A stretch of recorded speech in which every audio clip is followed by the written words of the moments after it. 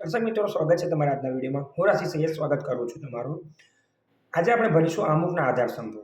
ભારતીય બંધારણમાં આમુખમાં વ્યક્ત થયેલા આધાર સ્વરૂપ શબ્દો જેવા કે ભારતના લોકો, સાર્વભૌમ, સમાજવાદી, બિનસાંપ્રદાયિક, લોકશાહી, પ્રજાસત્તાક, બંધુતા, ન્યાય, સમાનતા, સ્વતંત્રતા, રાષ્ટ્રીય એકતા અને અખંડિતતા, આ જેવા શબ્દો છે એ ભારતના બંધારણમાં ઉલ્લેખિત છે. આપણે એનો વિસ્તૃતપૂર્ણ અભ્યાસ કરીશું. સર્વપ્રથમ આપણે કોઈ શબ્દ વિશે માહિતી મેળવવાની છે, તો તે શબ્દ છે લોકશાહી. તો લોકશાહીનો મતલબ શું થાય કે ભારતના બંધારણમાં ભારતના લોકોને આખરી સાર્વભૌમ સત્તા આપવામાં આવી છે.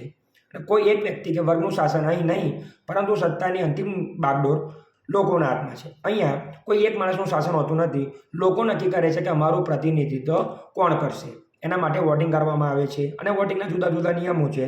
જેમ કે તમારો વોટિંગ કરવા માટે તમારી ઉંમર 18 વર્ષ કરતાં વધારે હોવી જોઈએ.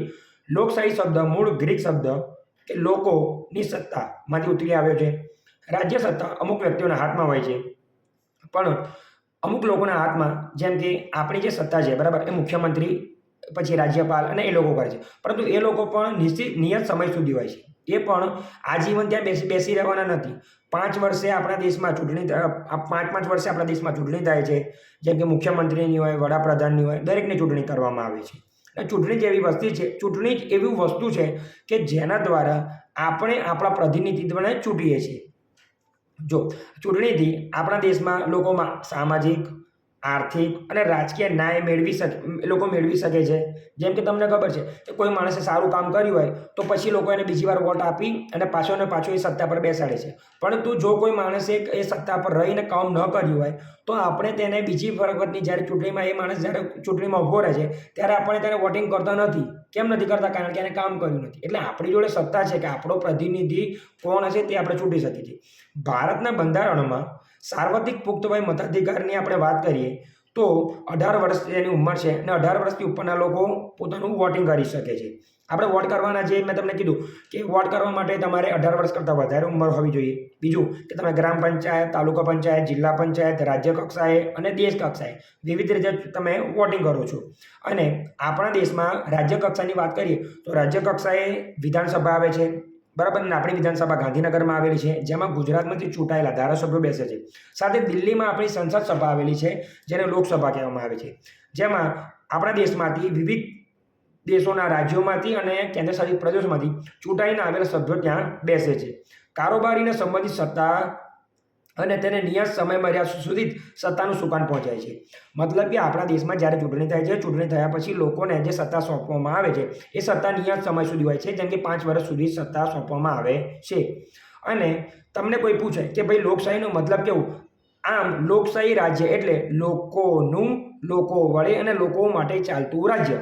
એટલે લોકોથી જ આમાં મતલબ કે અહીંયા લોકોને સર્વોપરી ગણવામાં આવ્યું છે. સાચી સત્તા લોકોને પ્રતિનિધિઓમાંથી બનેલા પ્રધાનમંડળમાં સ્થાપિત થયેલી હોય છે. પ્રધાનમંડળની રચના સંસદમાંથી કરવામાં આવે છે. જેમ કે કોણ વડાપ્રધાન, કોણ કયા મંત્રી, જેમ કે એજ્યુકેશન મિનિસ્ટર આવે, ફાઇનાન્સ મિનિસ્ટર આવે, જેમ કે નાણામંત્રી, પછી આવે ગૃહમંત્રી, આ બધાની રચના સંસદમાં કરવામાં આવે છે. પ્રધાનમંડળ સંસદને જવાબદાર હોય છે. ભારત પ્રજાસત્તાક રાજ્ય એટલા માટે છે કે ભારતમાં કોઈ એક નાગરિક બંધારણમાં નિર્ધારિત કરેલી લાયકાતો ધરાવતો હોય તો તે વ્યક્તિ સાર્વત્રિક પુખ્ત વય મતાધિકારથી ચૂંટાઈને આવે છે. ભારતમાં બંધારણ તમને હક આપે છે કે ભારતમાં રહેતા હોય તો તમને ચૂંટણી લડવાનો અધિકાર છે, પરંતુ એના માટે જે ક્રાઇટેરિયા આપેલું છે તે તમે એનાથી ઉપર હોવા જોઈએ. હવે કોઈ પણ વંશ પરંપરાગત વારસાને આપીને આધીન આ પદ પ્રાપ્ત કરી શકાતો નથી. જેમ કે અત્યારે કોઈ મુખ્યમંત્રી છે તો એમના પછી એમનો પુત્ર જ મુખ્યમંત્રી બને એવું નથી, કારણ કે આ વંશ પરંપરાગત નથી. અહીંયા ચૂંટણી કરીને જ પોતાના પ્રતિનિધિત્વને પસંદ કરવામાં આવે છે.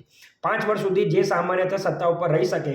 સંસદીય સરકાર સંયુક્ત જવાબદારીના સિદ્ધાંતો પર કામ કરે છે, તેને જવાબદાર સરકાર પણ કહેવામાં આવે છે. ભારતના લોકશાહી સરકાર સ્વતંત્રતા, સમાનતા અને બંધુતાની ભાવનાને સ્વીકારે છે. તેને હેતુ પૂર્ણ સરકારને પ્રયત્નશીલ રહીને અને સ્પષ્ટતા આમુખમાં કરવામાં આવી છે. બંધારણના ઘડવૈયાઓ ભારતના લોકોને સાર્વત્રિક પુખ્ત વયે મતાધિકાર હક આપીને હિંમતાપૂર્વક શ્રદ્ધા મૂકી છે. હવે આ લોકોએ જોયું કે 18 વર્ષ કરતાં ઉપરના લોકોને આપણે મતાધિકાર આપવો જોઈએ કે એ લોકો નક્કી કરી શકે કે અમારું પ્રતિનિધિત્વ કોણ કરશે. લોકશાહીમાં ભારતીય બંધારણના મૂળભૂત હકો, રાજ્યનીતિના માર્ગદર્શક સિદ્ધાંતો, સંસદ, ધારાસભા અને નિષ્પક્ષ ન્યાયતંત્ર. બરાબર. ચૂંટણી પંચની રચના અને કાર્યો વગેરે જોઈને ભારતને લોકશાહી રાજ્ય તરીકે ઘોષિત કરે છે. સાર્વત્રિક પુખ્ત વયે મતાધિકાર એટલે કોઈ પણ જાતિ, ભાષા, લિંગ, શિક્ષણ કે જન્મસ્થાનના ભેદભાવ કર્યા વિના 18 વર્ષ કે તેથી વધારે ઉંમરના કોઈ પણ નાગરિકને મત આપવાનો અધિકાર છે. મતદાર યાદીમાં નાગરિકના નામની નોંધણી આવશ્યક છે. તમારે મતદાન કરવું હોય તો તમારે મતદાન યાદીમાં તમારા નામની નોંધણી કરાવવી ફરજિયાત છે.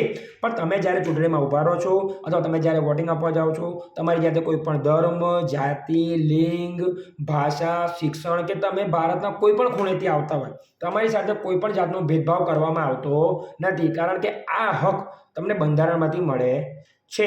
હવે આપણે આગલા વિડીયોમાં આપણે સમાજવાદી વિશે ભણીશું. Thank you.